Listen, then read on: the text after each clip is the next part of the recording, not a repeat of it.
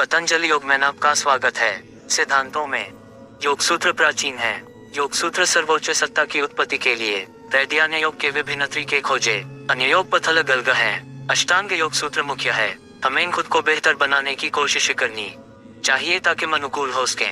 तपस्या का तीसरा नियम, जीवन में थोड़ी तपस्या की आवश्यकता है। किसी को सुनना चाहिए या जाना चाहिए और फिर उस पर ध्यान करना चाहिए। इसे मंतव्य कहा जाता है। नैतिकता पर हम आधार से उपाध्यात्मिक उपलब्धि से लाभान्वित होना शुरू करते हैं। पारदा तीसरा चरण, हसन आप एक पत्थर की मूर्ति हैं। 5 वाईश्वर प्रणिधान, भगवान को सब कुछ अर्पित करना। आध्यात्मिक सीढ़ी का तीसरा चरण, कोई हन पत्थर की तरह कई घंटों तक बैठा सकता है, लेकिन इससे क्या लाभ है। चौथा चरण प्राणायाम, हम प्राणायाम में इंसान को जीतते हैं। अगर आपको लगता है कि इससे क्या लाभ है तो निश्चित रूप से इसके बजाय कुछ भी नहीं है। इसके बजाय मन इसे अपने नियंत्रण में ले लेगा। यदि आप आध्यात्मिक मनोदशा में हैं, तो आकाश प्राणायाम आपको उच्च चेतना में मदद करेगा। घर की सीढ़ियां नाश्ता, आपको मन को सभी रुचियों से अलग करना चाहिए। जब आप काम में गए हों तो विचारों को छोड़ दें और मन को केवल काम में लगाएं। यदि आप वैराग्य का अभ्यास करने में समर्थ हैं, तो आप चिंतित होंगे। यदि आप सोते समय कई विचारों के बारे में सोचते हैं तो आप इस वजह से सो नहीं पाएंगे। आपको जितना संभव हो उतना प्रेम करना चाहिए। उसके कारण आपको सभी मानसिक विचारों को भावनाओं से अलग करना चाहिए, लेकिन वैराग्य को मन में शून्य नहीं बनाना चाहिए। सुनने कई लोगों के लिए उपयोगी है। दान करते समय उत्तेजित होकर भगवान जानता है का जाप करें, फिर नींद आने का डर नहीं रहता। इसके बजाय मन उच्च स्तर पर होता है।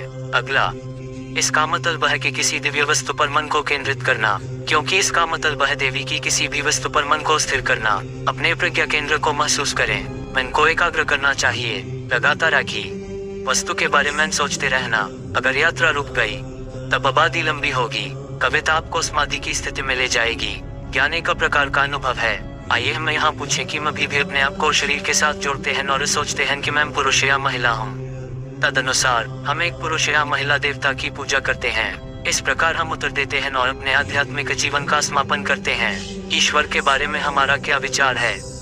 जब हम ईश्वर की पूजा करते हैं तो हमें सोचना चाहिए कि वह हमारे सबसे करीब है। हम आमतौर पर सोचते हैं कि वह सृजन और विनाश का निर्माता है। हम ईश्वर को सब कुछ देने वाला कहते हैं। इतना ही नहीं, ईश्वर का मतलब आत्मा है। हमारे सबसे करीब, सबसे प्रिय है। लेकिन इस सत्य को समझने के लिए हमें पहले यह जानना होगा कि हम शरीर मन हैं। इसे इंद्रियों से अलग आत्मा के रूप में समझना चाहिए। आत्मा को जाने बिना कोई सभी अंतरात्माओं के भगवान को नहीं जान सकता। माता पिता को हमारे गुरु कहा जाता है। वे देवदूत के रूप में नाते हैं। वेदांत के अनुसार आत्मा और परमात्मा अलग हैं, लेकिन उनका एक शाश्वत संबंध है। आकांक्षाओं के लिए भगवान से प्रार्थना करते हैं। वे भगवान से प्रार्थना करते हैं कि उन्हें अपनी इच्छाओं और आकांक्षाओं के लिए